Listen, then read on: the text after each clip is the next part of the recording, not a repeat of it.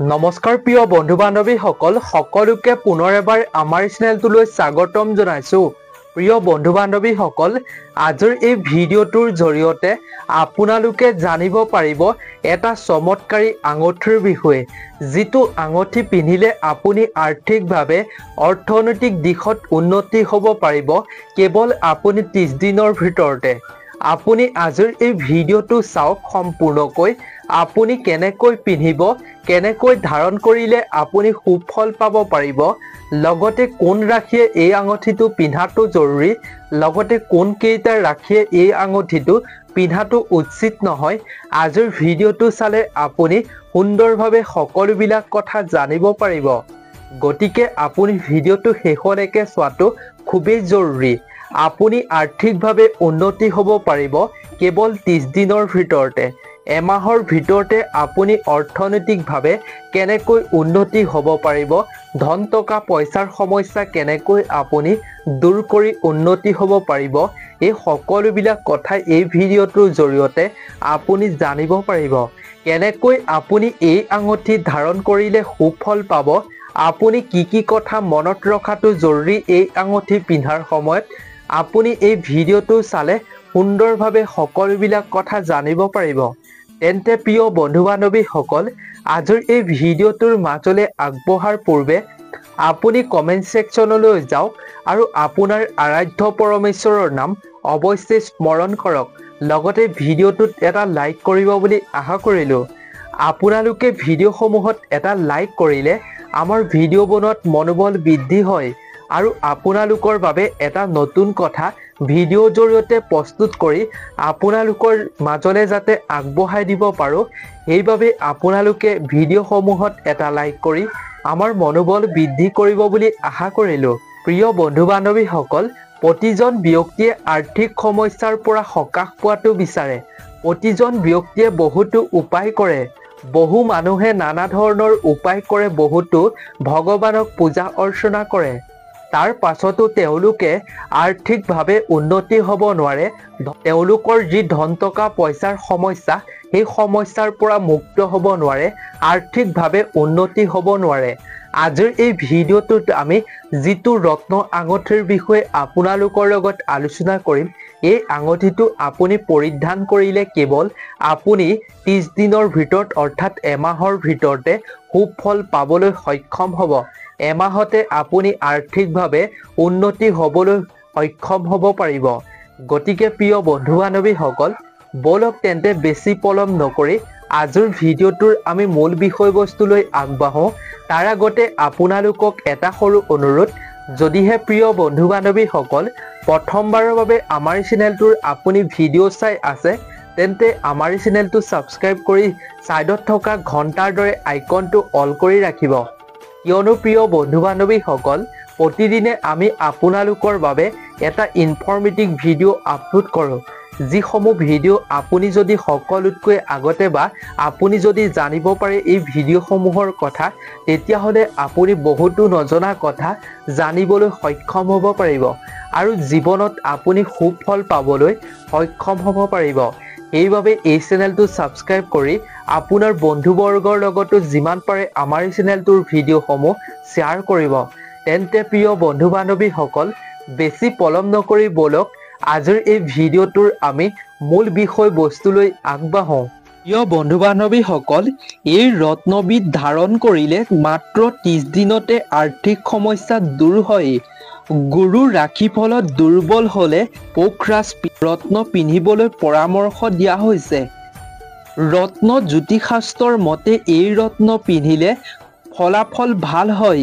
কেৱল 30 দিনৰ ভিতৰতে এই ৰত্নই ইয়াৰ দক্ষতা প্ৰদৰ্শন কৰিবলৈ আৰম্ভ কৰে।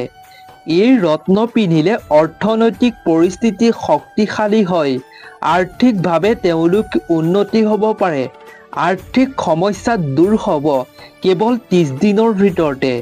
এই ৰত্নবোৰ কোনে পিন্ধিব লাগে আৰু কোনে পিন্ধিব নালাগে, অৰ্থাৎ কি ৰাশিয়ে পিন্ধিব লাগে, কি ৰাশিয়ে পিন্ধিব নালাগে আৰু কেনেকৈ পিন্ধিব নালাগে, আপুনি জানি লৈহে এই আঙঠিটো পিন্ধিব লাগিব। এই ৰত্নবিধ পিন্ধিলে আপুনি তেতিয়াহে সুফল পাব পাৰিব। গুৰুৰ ৰাশিফলত দুৰ্বল হলে পোখৰাজ ৰত্ন পিন্ধিবলৈ জ্যোতিষশাস্ত্ৰত উল্লেখ কৰা হৈছে, পৰামৰ্শ দিয়া হৈছে। এই ৰত্নবিধ পিন্ধিলে আপোনাৰ আৰ্থিক সমস্যা দূৰ হ'ব। প্ৰিয় বন্ধু বান্ধৱীসকল, আপুনিও নিশ্চয় বহু প্ৰকাৰৰ আঙুঠি আপোনাৰ হাতৰ আঙুলিত পিন্ধে। বহু লোকৰ হাতত বহুতো আঙুঠি পোৱা যায়, বহু প্ৰকাৰৰ আঙুঠি দেখা পোৱা যায়। কিন্তু বহুতে বহু উপায় কৰিও জীৱনত ভাল ফল পাব নোৱাৰে। আজিৰ এই ভিডিঅ'টোত আমি যিবিধ ৰত্ন আঙুঠিৰ বিষয়ে ক'বলৈ ওলাইছোঁ, এই ৰত্নবিধ আপুনি পিন্ধিব পাৰিলে ৰাশিফলত অৰ্থাৎ গুৰু ৰাশিফলত যদি আপোনাৰ দুৰ্বল হৈ থাকে, তেতিয়াহ'লে আপুনি এই আঙুঠিটো পৰিধান কৰাৰ ফলত, ধাৰণ কৰাৰ ফলত আপোনাৰ গুৰু ৰাশিফলত দুৰ্বল হোৱাৰ পৰা শক্তিশালী হ'ব। ইয়াৰ ক্ষমতা আপোনাক 30 দিনৰ ভিতৰতে আপুনি দেখিবলৈ সক্ষম হ'ব পাৰিব। এই ৰত্নটোৱে ইয়াৰ দক্ষতা প্ৰদৰ্শন কৰিব কেৱল 30 দিনতে। এই ৰত্নবিধ পিন্ধিলে অৰ্থনৈতিক পৰিস্থিতি শক্তিশালী হোৱাৰ লগতে আপুনি আৰ্থিকভাৱে উন্নতি হ'বলৈ সক্ষম হ'ব পাৰিব। প্ৰিয় বন্ধু বান্ধৱীসকল, এই ৰত্নটো সোণ বা ৰূপৰ আঙুঠিত পিন্ধিব লাগে। এইটো যিকোনো শুক্ল পক্ষৰ বৃহস্পতিবাৰে আপুনি সূৰ্য উদয়ৰ পিছত পিন্ধিব লাগে। আপুনি মনত ৰাখিব, শুক্ল পক্ষৰ যিকোনো বৃহস্পতিবাৰে সূৰ্য উদয়ৰ পিছত এই আঙুঠি আপুনি পিন্ধিব লাগিব। এই আঙুঠিটো সোণ বা ৰূপৰ আঙুঠিত পিন্ধিব লাগিব। এই ৰত্নটো সোণৰ বা ৰূপৰ আঙুঠিত পিন্ধিলেহে আপুনি সুফল পাব পাৰিব। প্ৰিয় বন্ধু বান্ধৱীসকল, এই ৰত্নটো পিন্ধিলে আপুনি কিছুমান কথাৰ প্ৰতি লক্ষ্য ৰখাটো জৰুৰী। প্ৰিয় বন্ধু বান্ধৱীসকল, পোখৰাজ ৰত্ন লাভদায়ক। এই ৰত্ন পিন্ধিলে জীৱনত সুখ আৰু সমৃদ্ধি আহিব। এজন ব্যক্তিয়ে যিকোনো সমস্যাৰ পৰা সকাহ পাব পাৰিব। এজন ব্যক্তিৰ সিদ্ধান্ত লোৱাৰ সামৰ্থ্য উন্নত হ'ব। জীৱনত ইতিবাচকতা আহিব। যিসকলৰ বিবাহত বাধা বা দেৰি হৈছে বিবাহ হোৱা, তেওঁলোকে এই ৰত্ন পিন্ধিবলৈ পৰামৰ্শ দিয়া হৈছে। এই ৰত্ন শুভ প্ৰভাৱে বিবাহিত জীৱনত সুখ আৰু সমৃদ্ধি কঢ়িয়াই আনিব। জীৱনৰ বাধাও দূৰ কৰে।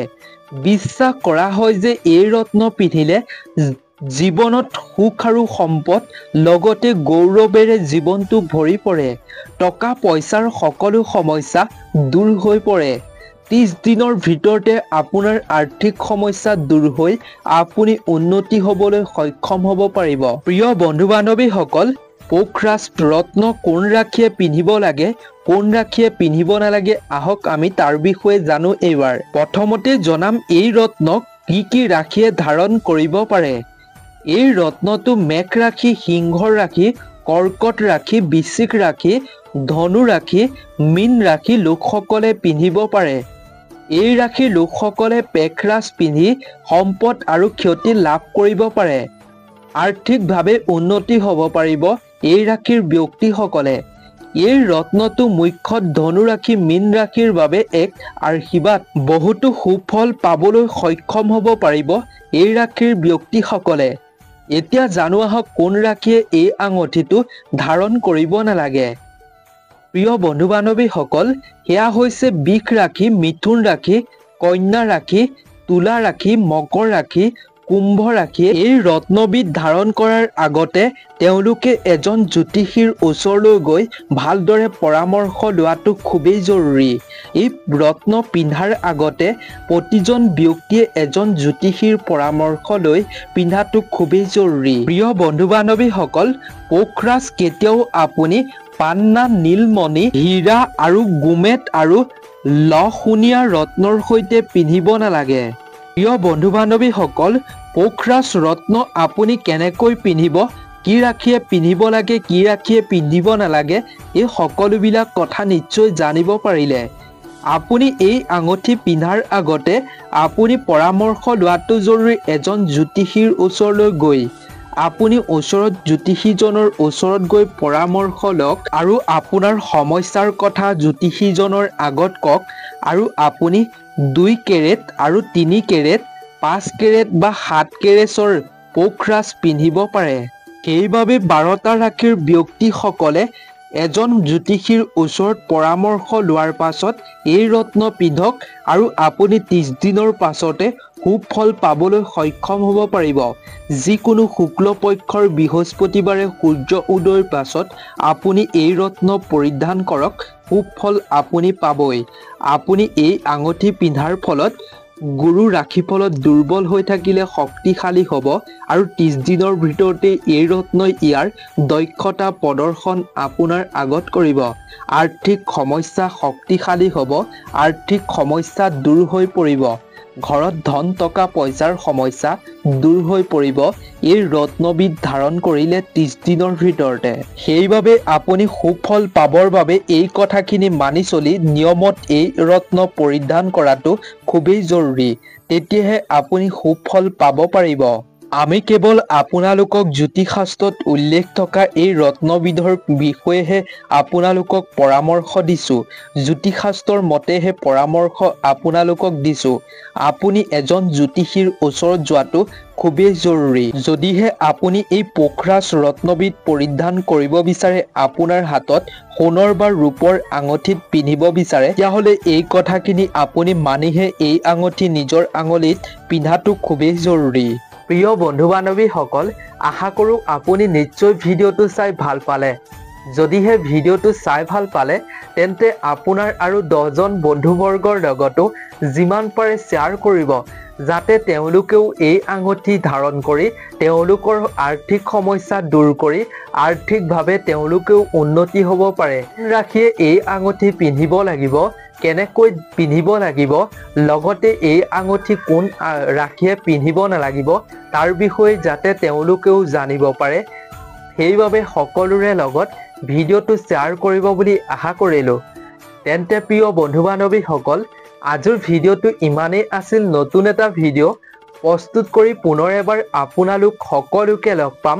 এই ভিডিঅ'টো সম্পূৰ্ণকৈ চোৱাৰ বাবে আপোনালোক সকলোকে বহুত বহুত ধন্যবাদ জ্ঞাপন কৰিলোঁ। আজিৰ ভিডিঅ'টোৰ পৰা বিদায় লৈছোঁ। ধন্যবাদ।